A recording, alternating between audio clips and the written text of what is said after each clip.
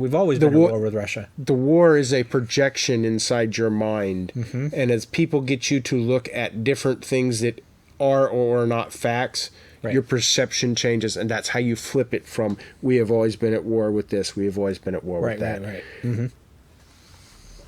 That's when you know you're being a clown, when you can't see that happening. Welcome to Thriving the Future podcast, where we're finding positive solutions to thrive in the tough times ahead. Episode 18, How to Thrive in Ukraine.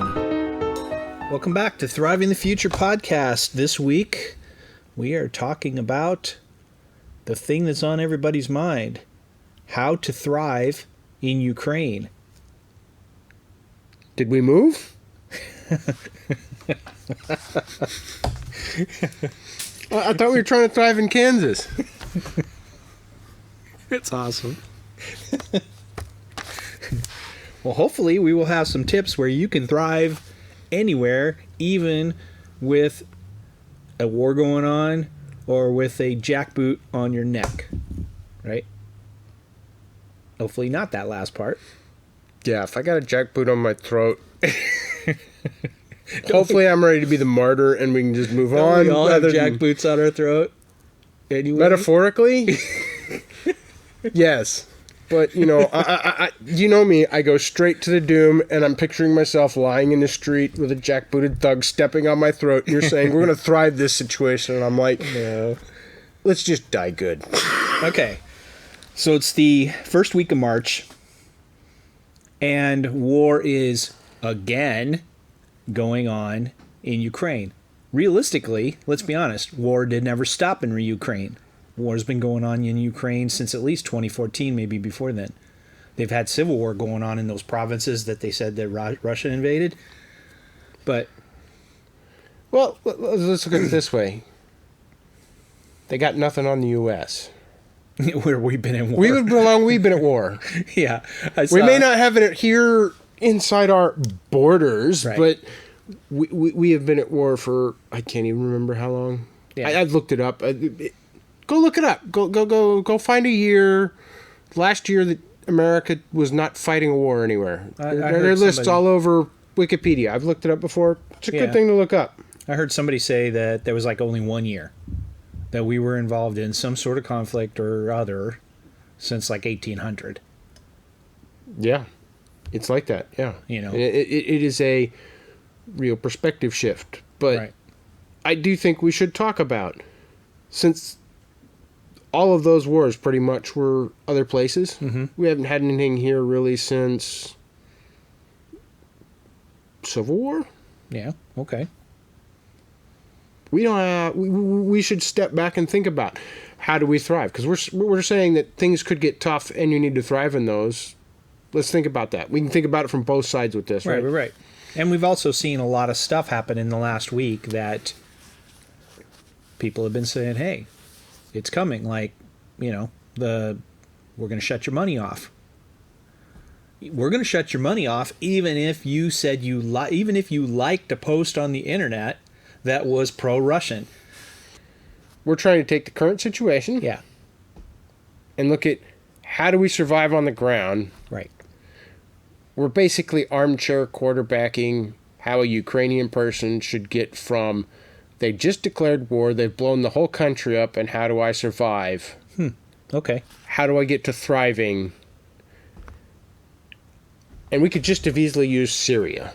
Yeah. Because it's happened in Syria, right? Yeah. But we're going to armchair quarterback it because we've never been there, right? Okay. Everybody else is quarterbacking the Putin versus, who's Biden's president, or is it Trump? Biden's president now. And whoever that person is in the UK, and then we got Germany. Is Merkel still in Germany? No, Merkel's out. I'm not following it. Merkel's out in Germany. Was that good or bad? Sorry. Doesn't after matter. The podcast, they're all puppets, right? After the podcast, you can tell me, catch me up. I don't know what the person's name is. Anyway, side point. Yeah. We're not going to armchair the guys in charge. Sure. Let's do the poor peasant. Okay. Because we got something in common with peasants. Yeah, okay. Or at least closer to peasants than the guys in charge. Uh-huh. We don't need to be generals. We don't have air forces, drones. I don't even have a corporal to boss around, right? I mean, right. Let's get real. Okay. they start doing that around me, my life just went from thriving to surviving, and we got to get back to thriving, because thriving is where it's at, right? I mean, and part of it is always, in almost all of our episodes, is you thrive by mindset. Yeah. And this is going to challenge every mindset you've got. Okay. Right? I mean, it has to. Right. Because everything that was working yesterday is now in question. Uh-huh. And I think the first temptation, right, is to fall into that blind obedience, that blind patriotism, right? My fellow countrymen are going to war. I need to go get my gun, and I need to go to the front lines, right? Yep. Oh, we don't like Russia in this war. Wait, but it was okay in that previous war. Right? You're thinking too much. No, I was being facetious, but yes. The person on the ground has not got that much time to think. Correct. Mm-hmm. It's, we're at war and I have to shift and do my thing. Uh-huh. You're where we want somebody to be if they're going to thrive. Okay. Questioning. Uh-huh. Not looking for, what do I do? Okay. The first thing you do if you're in charge and you hit an emergency is assign everybody a job. Whether that job is meaningful or meaningless. Meaningless is still good because it shuts off worry, it shuts off that, and gives people a sense of control. Sure.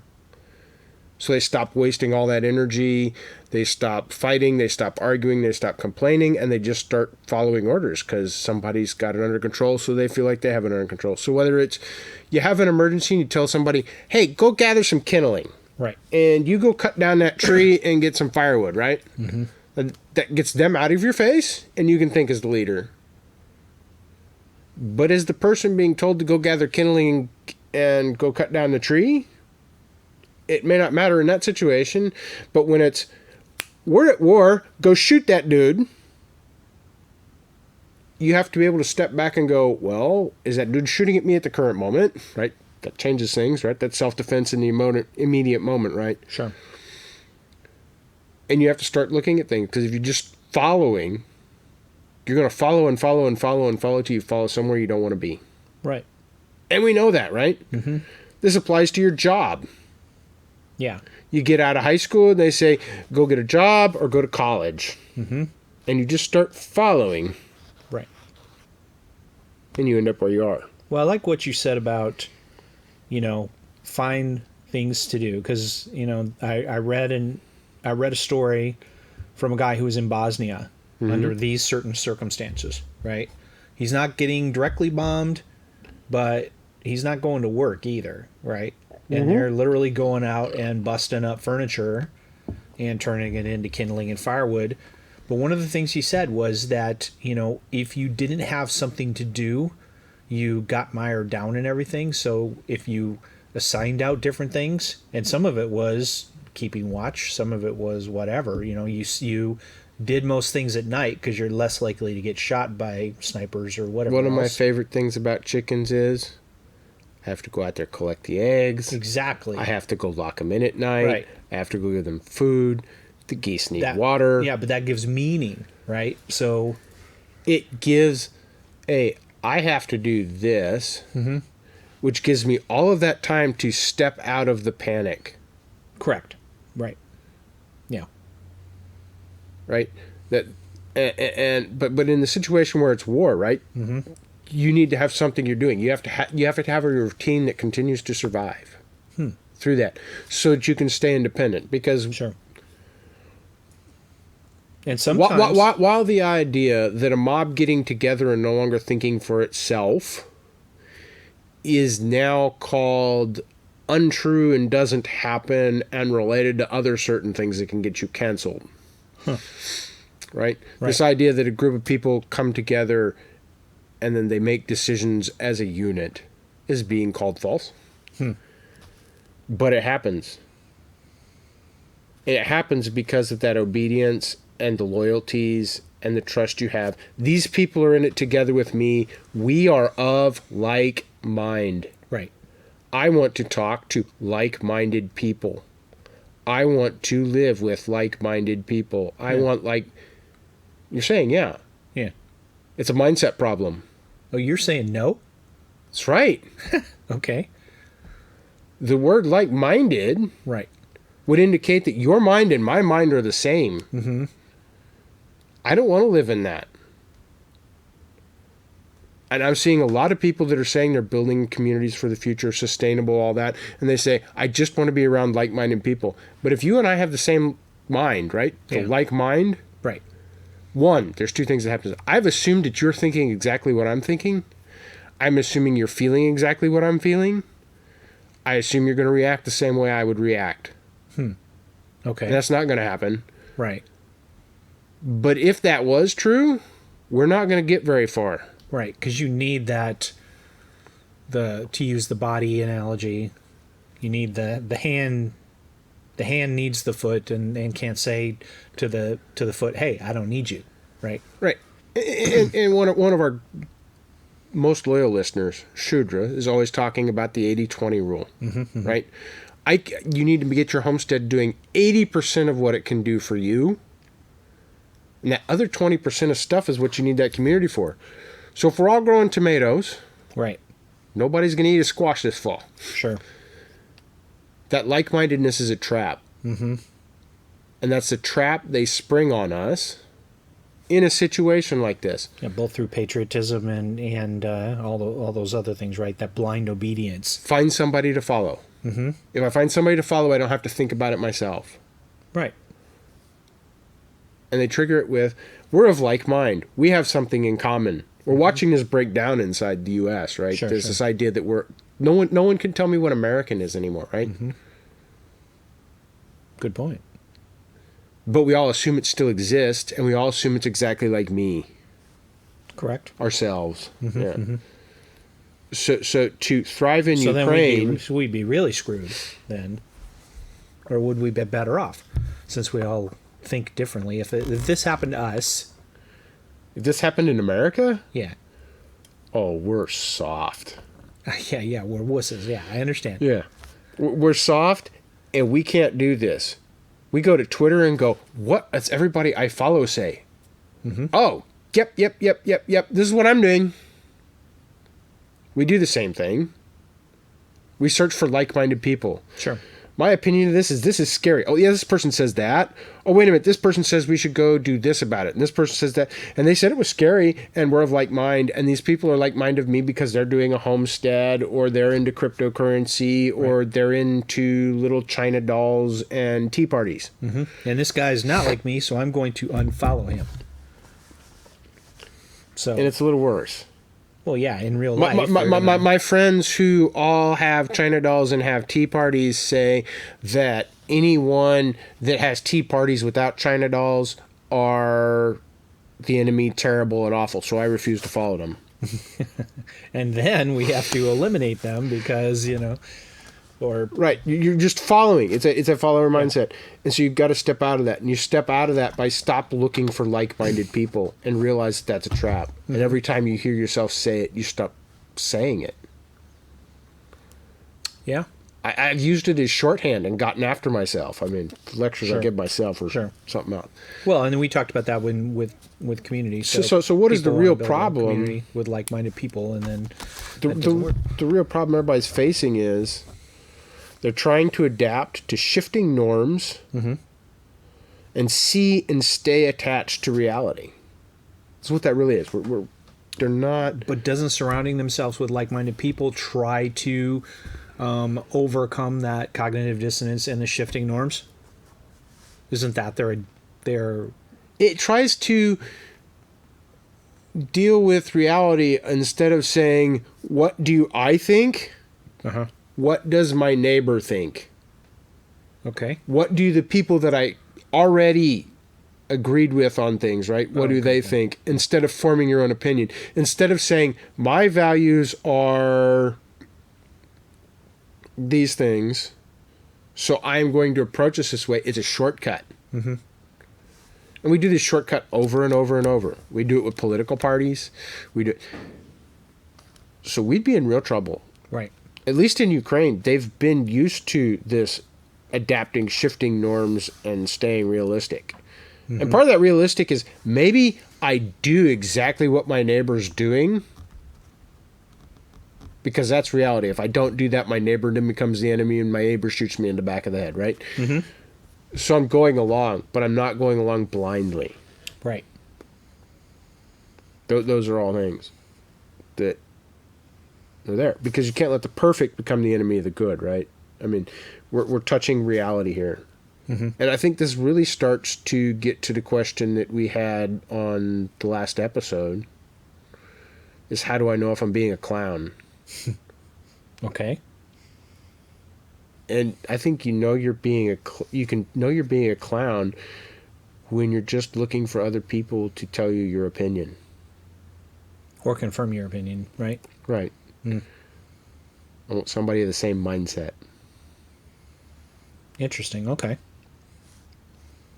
And it's, I think that's part of it. The other part is when you have all the answers. When you think, I've got all the answers to this, you're definitely being a clown. Okay, good. Which is why we don't have all the answers, right? We have no expert workshops. Mm-hmm. We're doing this to start working on the answers on how to thrive in our situation, yes.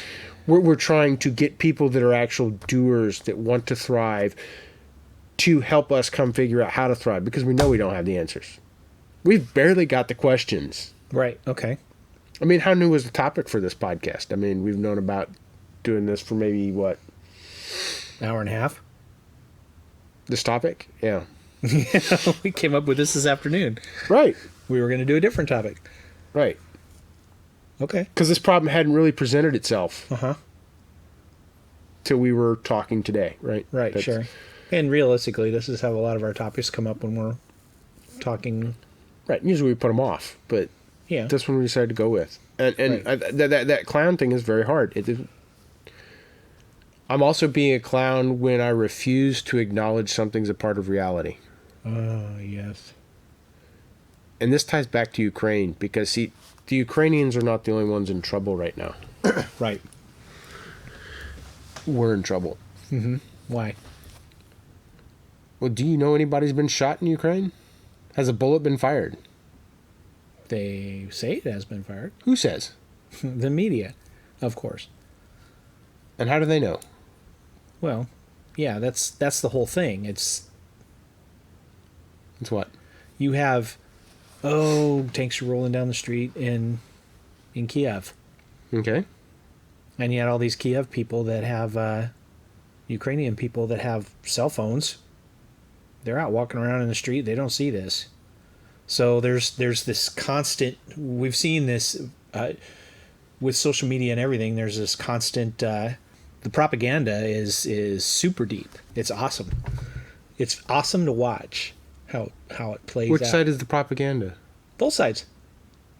Okay. It's both sides.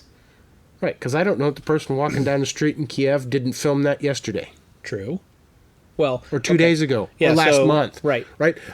I don't know who's telling me the truth. See, and that's the point. So before this podcast, and I'll include this picture in the notes, right? So there's a picture from 2014. This Civil War has been going on a long time. They have a picture from 2014 where these police riot crew is about to clunk heads with whoever's protesting, and there's we don't know that, do we? What? We can see the policemen there. We do not know what their intention is. No, I've seen different pictures that shows the other side. Okay. But in the middle, we're looking at pictures, right? Yeah. I know. My point is, this has been going on a long time. Right. And and another thing, I mean, they've already said that a lot of the pictures we've seen this week are historical. I have to do the awful thing again and ask you to define why. They. Yes.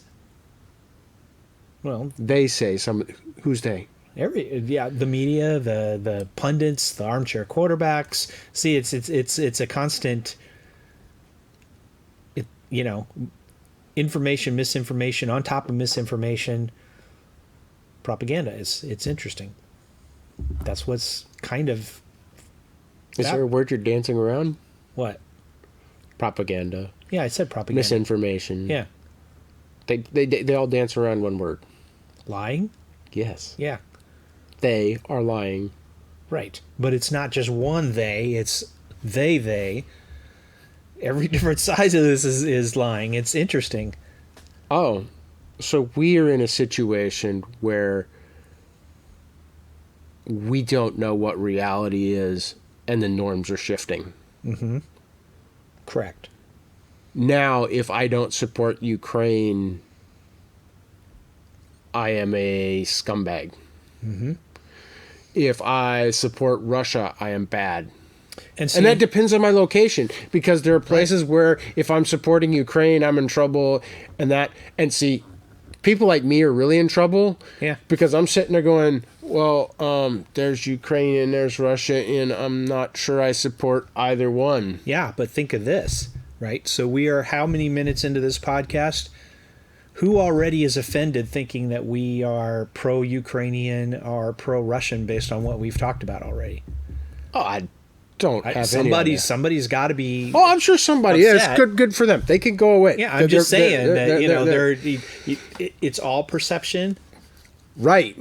It's all. And that's what I was trying to say about your picture, where the priest is taking confession of the guy getting ready to get stomped in this middle of this conflict. Right. Yep. Mm-hmm. It's perception. Sure. And that's exactly what we have going on here with both sides of this. Ukraine versus Russia. Right. Depending on where you are, who you're following on Twitter, who you're following on Facebook, Instagram, what mainstream media person you're following, what non-mainstream media you're following, what podcast you're listening to, you have a perception of what is happening, what the intentions of the different sides are. Mm-hmm. We've always been at war with Russia. The war is a projection inside your mind. Mm-hmm. And as people get you to look at different things that are or are not facts, your perception changes. And that's how you flip it from, we have always been at war with this, we have always been at war with that. Right. Mm-hmm.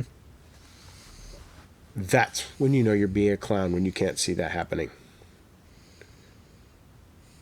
Because you're not stepping far enough back to see the game that we know has been being played for a really, really long time. If you go to World War I and World War II, you would get a picture in the newspaper, and they would say, these troops have moved here, and they're fighting these troops there, right? And what would you do? You would go to the big map, and you'd pull it out, and you'd relay it on the table, and you would start making marks, right? This happened here, this happened there, this happened there. The war really happened in your mind unless you were there, right? You projected it onto a map so that you could visualize it, so that you could understand it, so that you could deal with it. Interesting. The same thing is happening now. You got videos of people with supposedly with airsoft rifles. Some people say they're real rifles. Some people say they're cardboard. Some people say this. Some people say that. And there are pictures that can be photoshopped or deep faked or videos and and it's piling on top of each other, on top of each other, on top of each other. And you're picking out of all of that. Sure. And you're arranging in your mind this picture, and you're saying, that is what's happening in Ukraine. Mm-hmm. That's a projection. You do this with movies, right? Mm-hmm. You watch the Star Wars sagas, right? Right. All of them, right? And then you start playing with the timelines, and you go, well, what if this happened, and what if that happened? And you pull this bit out, and this is my favorite scene, and this is my favorite scene. You compare favorite scenes, and all of a sudden you have this new reality of what happened from the movies. They do it with Tolkien's Lord of the Rings series. Mm-hmm. They do it with the Chronicles of Narnia. Yeah. It happens with the Terminator series, with the Alien series, with all of that, right? Yeah, and that's where that's where the folks argue about whether something's in canon or not. So they've automatically taken it and then turned, like you said, the tapestry of the movies. What's the argument about canon about? Whether it's true, whether it's real, whether it's it's become a religion. No. It's about what is true. Right. Yeah, that's what I mean. Having an opinion about what's going on in Ukraine right now is picking canon. It is coming to consensus. Okay. Right. Right? Uh-huh. But it's you and a bunch of other people picking it, getting together and saying, this is what we agree canon is. Mm-hmm. We are of like mindset. We are in consensus. Mm. This is happening with thing after thing after thing. And when you're not questioning that, you're the clown. But we should go talk about clowns again. Okay. Because the clown kind of morphs out of a more ancient character, the jester. Okay. The job of the jester in a king's court. In a king's court, right? Mm-hmm. You have the king, and you have the queen, you have the nobles, you have the knights, you have the all that, right? And you have the jester. And the jester's job is to make fun of nobles, to make fun of the king, especially the king. Because a royal court creates a situation where flattery is good, and no one really wants to tell the king when he's wrong. Because they can end up dead, they can end up beheaded, they can make him mad, they could have their title pulled, they could, right? But as that king, you need somebody that's going to tell you the truth. As that noble, you need somebody that can tell you the truth. And the jester is the one person who is given carte blanche to make fun of everyone, to play the fool, to be the counter to what's going on, to give everybody an opportunity to see when they're being lied to find reality and find when they're being wrong. The clown morphs out of that. And the clown becomes this guy that does juggling acts at the circus. Right. He becomes this guy that's making fun of himself. Not society. He's not pointing at that anymore. He's pointing at self. Interesting. And in history, he morphed into this evil character who goes around murdering people in horror films. Right, right. But that's turning what the fool is pointing to from pointing at others, showing there are other possibilities. There is more than two choices. Right? Into myself. Look at me, I'm silly, I'm funny, I'm silly, I'm funny. See, I always thought the jester... Entertainment, stop asking whether I'm right or wrong, or you're right or wrong. They always just laugh at me. portray jesters that way in movies and stuff, though. Right. But that's not the way that the jester was. That's the way we portray it, right? We're losing that ability to look at the crazy guy over there and go, well, does the crazy guy have a point? We have people trying to fix homelessness because they think it's crazy. It's insane. It's all these things. There are some homeless people that aren't able to do any better for themselves. And there are some of them that tell you this is what we want. This is what I want. And if you look at what they want, they don't want to be tied to material goods. They don't want to be tied to a slave job as they see it. They don't want to be tied to those things, right? There are other people saying the same thing. We call them minimalists. We call them tiny home people. We call them... They have titles for themselves, and they're called... But none of it... Some of it comes from looking at that, right? Right. Those people are rejecting the mindset. But you're a clown when you're pointing at you so that you can entertain everyone. You're no longer the jester or the fool. And the jester and the fool is not stupid. Right. He actually has to be one of the smartest people in the whole kingdom. Because he has to know what to make fun of. And he has to still do it in a way where people love him and don't want to murder him, even when he's right. Sure. But when he hits home, he needs to trigger repentance and provide a way out. So who's the jester in modern day? I don't know. We have a bunch of clowns. I'm posting this for a like. I am posting this for a heart. I am posting this for... We don't have that. The closest... We're supposed to have the media. The media is supposed to be holding the leader accountable in a way, showing us what the leader is doing. I think... What are they doing right now? Yeah. They're playing the clown. They're saying, oh, look over here. That's a bad guy. Oh, look at us talk about us. So I think like when we were growing up, Johnny Carson did his monologue, and he poked fun at the politicians and what was going on. That came close to your definition of a jester, because he wasn't doing it just to be funny. We've got another modern example. Yeah, is really, really good. George Carlin. Well, yeah, of course. That's the same. That's his contemporary, though. I mean, they're right. about the same time. About the same time, right? Yeah. Those are the jesters, right? That we can see kind of in our modern time. Yeah, and Carlin's genius, right? I mean, they're both really good. Yeah, and there's some others. My mind's not following them now, right now at this moment, right? We've seen them in cultural versus directly at government, right? Some of them point at us. Yeah. One of my favorites from Carlin is when he talks about there's a club and you're not in it. Yeah, exactly.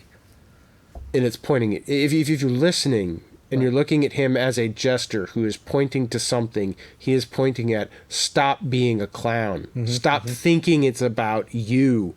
Right. Stop thinking that because you're not in the club. So to not be a clown, you have to be willing to say, I'm wrong. Wow. And that's what we can definitely say. So this is almost this is becoming Clown World Part 2: How to Thrive in Ukraine. Well, we could say the clowns have started a war. Yeah. And it's in Ukraine. Yeah, that's true. Now what are you going to do? Because with this, we have the media, who's supposed to be our jester, one pointing to truth, collecting facts, helping us come to consensus about what reality is. But they're not. They're not even examining. They have fact checkers now. They aren't really checking facts. They're just proving what they said before, but that's with a check mark and a phrase. But that's all ideology. I mean, yeah. They're being a clown. We need a jester and a fool, and we're getting clowns. And these are different than the clowns that showed up at our door. Right. In the last episode. In the last episode, we had people that didn't adjust to the shifting norms, or the times, or what was going on, or they did it poorly. They didn't get far enough out of harm's way, or they didn't get out of harm's way in the right way. And they're standing out there with all this stuff in their head, their projections, looking for like-minded people and all that. And if we're on the inside just looking for like-minded people, we're not going to be able to spot the people that are the clowns we should bring into the community. We need to find what our values are, like we've been talking on this whole podcast. Right. Because we need to be able, because we don't have this jester anymore. Those values are how we determine what is true, what is reality, and come to consensus without being a clown. But when you do that, don't you rule out the people who think differently than you, and then not necessarily them in the community? That depends on whether you value think exactly like me, or you value people that are not going to cause fights, arguments, and going to search for truth and admit it when they're wrong. Right? It depends on what those values are. Sure. Okay. I'm not trying to tell people how to live and design their life and pick their values and what their values should be so that I can tell them how to live. I need them to do that so I can choose which one of them I can be in community with, because our values are not in conflict. They value truth and admitting when you're wrong, not covering it up, spreading propaganda, projecting all this stuff, and looking for like-minded people, right? They value being something other than a clown. They value the search for truth. They value for finding better ways to search for truth. That's what I'm looking for, right? But I have a bunch of people that can't pick values because they're all just looking for somebody to tell them what to do. Point me in a direction. Tell me what to do. Should I have this kind of chicken? Should I have that kind of chicken? Those are good questions, right? Right. But when it goes all the way up to Ukraine's at war, how does it affect our life in Kansas? Big goose egg for the most part. It depends. See, this is in the Homestead Journal for March. My article is going to be on this very topic. How do you step back and out to gain perspective? Everything is being used to keep you from gaining perspective, because if you were gaining perspective, you would see the difference between a jester and a clown. And we've always been at war with Ukraine. Thank you for listening to the Thrive in the Future podcast. Check us out on our website, thriveinthefuture.com. Also follow us on Twitter at thrivingthefute. And come join our community chat on Telegram. It has a link in the website. This podcast was produced by Scott, the Freedom Farmer,